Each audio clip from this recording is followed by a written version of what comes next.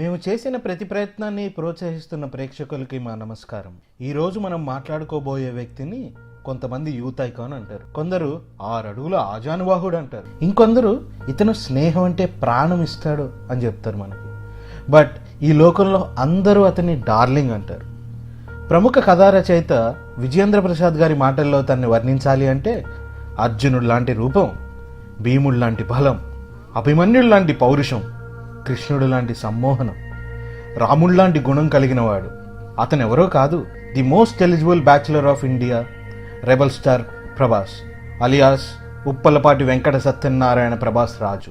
ఒక ఎన్టీఆర్, ఒక చిరంజీవి, ఒక రజనీకాంత్, వీరంతా మన భారతదేశం మొత్తం మన సౌత్ ఇండియన్ ఫిలిమ్స్ వైపు తిరిగేలా చేసిన గొప్ప స్టార్స్ అయితే, ప్రపంచం మొత్తం భారతదేశం వైపు తిరిగేలా చేసిన స్టార్ ప్రభాస్. ఇలాంటి హీరో మన తెలుగువాడు అవటం మన అదృష్టం. 6 అడుగుల ఎత్తులో ఒక్క అంగుళం కూడా గర్వం లేని వ్యక్తి. మనిషి ఎదిగే కొద్దీ ద్వేషించే వాళ్ళు పెరుగుతారు అంటారు. అలాంటిది పరాయి నేల మీద తెలుగువాడి విగ్రహం పెట్టే అంత స్థాయికి చేరినా కూడా ఒక్క హేటర్ కూడా ఉండకపోవడం అనేది తన క్యారెక్టర్ ఏంటో మనకు చెప్తుంది. ఎవరైనా ఎందుకు హేట్ చేస్తారండి? ఇండస్ట్రీ మొత్తానికి ఒకే ఒక్క డార్లింగ్ కదా. 20 ఏళ్ళ తన కెరియర్లో ఒక్క కాంట్రవర్సీ లేదు. హిట్స్ చూశాడు, ఫ్లాప్స్ చూశాడు, కానీ ఫ్యాన్స్ తలదించుకునేలా చేసిన ఒక్క సినిమా లేదు. ఒక చిత్రం కోసం 5 ఏళ్ళు తన జీవితం ఇచ్చాడంటే అతని డెడికేషన్ ఏంటో మనకు తెలుస్తుంది. ఇంత చేసి బాహుబలి అనేది రాజమౌళి వల్లే హిట్ అయిందిరా అని ఎవరైనా అంటే, అవును నిజమేనండి అని నవ్వుతూ చప్పట్లు కొట్టేంత గొప్ప సంస్కారం ప్రభాస్ది. ఇక ఇతని సినీ ప్రస్థానం గురించి మాట్లాడుకుంటే, ఈశ్వర్, రాఘవేంద్ర సినిమాలతో పర్లేదు, కుర్రాడు చూడటానికి బాగానే ఉన్నాడు, యాక్టింగ్ కూడా బాగానే చేస్తున్నాడు అని అనిపించుకున్నాడు. బట్ ప్రతి నటుడికి కెరీర్ నిలబెట్టే సినిమా ఒకటి ఉంటుంది. అలాంటి చిత్రం రావడానికి ప్రభాస్కి ఎక్కువ సమయం పట్టలేదు. అదే వర్షం.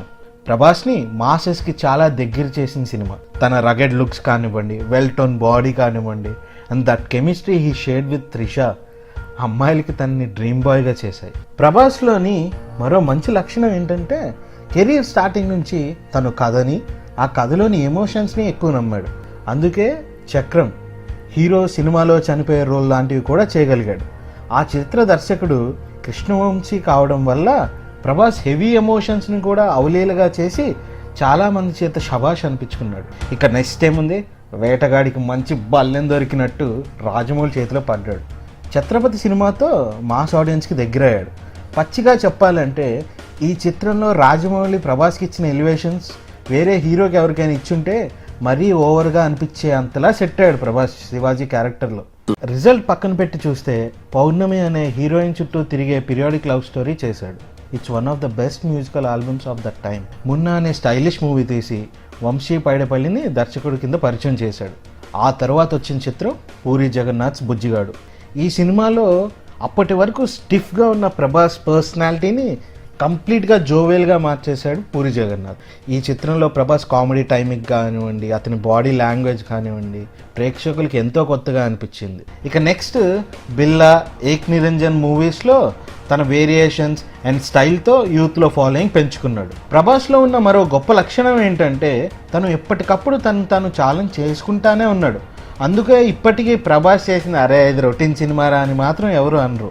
సో ఈసారి డార్లింగ్ అండ్ మిస్టర్ పర్ఫెక్ట్ లాంటి back to back love stories చేసి అప్పట్లో ఫ్లాప్స్లో ఉన్న డైరెక్టర్స్కి బ్రేక్ ఇవ్వడంతో పాటు లవర్ బాయ్ ఇమేజ్ని కూడా సొంతం చేసుకున్నాడు.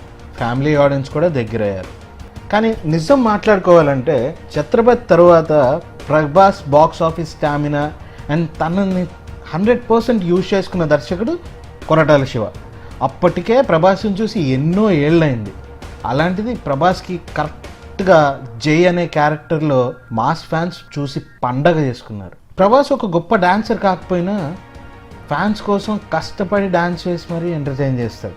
ఇండస్ట్రీలో తను సంపాదించుకున్న డబ్బుల కంటే ప్రేమ ఎక్కువ. కెరీర్ పీక్ స్టేజ్లో ఉన్నప్పుడు ఒక మూవీ కోసం 5 ఏళ్ళు డెడికేట్ చేసిన హీరో ప్రభాస్. బద్దకస్తుడు కదా, అతనితో 5 సంవత్సరాలు ఎలా చేర్చుకున్నారండి బావు అని ఒక ఇంటర్వ్యూయర్ హేళనగా అడిగితే, అప్పుడు రాజమౌళి గారు, ప్రభాస్ బయట చాలా చిల్ పర్సన్ అండి, కానీ సినిమా అంటే ప్రాణం పెడతాడు. పచ్చిగా చెప్పాలంటే బాహుబలి అనే చిత్రానికి ఎద్దులా పనిచేశాడు అని చెప్పారు. తన క్యారెక్టర్, తన డెడికేషన్, తన హార్డ్ వర్క్ కొన్ని కోట్ల మందిని ఇన్స్పైర్ చేశాయి. తెలుగు సినిమాలు చూసి హేళన చేసిన వాళ్ళు కూడా ఇప్పుడు సౌత్ ఇండియాలో మేము ప్రభాస్ ఫ్యాన్స్ అని చెప్పుకునేలా చేశాడు. ఇంతకంటే మనిషి గొప్పగా ఏం సాధించాలి? బాహుబలి లేకపోతే ప్రభాస్ ఉండడు అని అనేవాళ్ళు ఉంటారు, కానీ నిజం ఏంటంటే ప్రభాస్ లేనిదే బాహుబలి లేనే లేదు. He is the Baahubali of Indian cinema. ఇలాగే ఎప్పుడు మన rebel star pan India movies చేస్తూ మన తెలుగువాడి సత్తా ప్రపంచం మొత్తం తెలియజేయాలని కోరుకుంటున్నాను.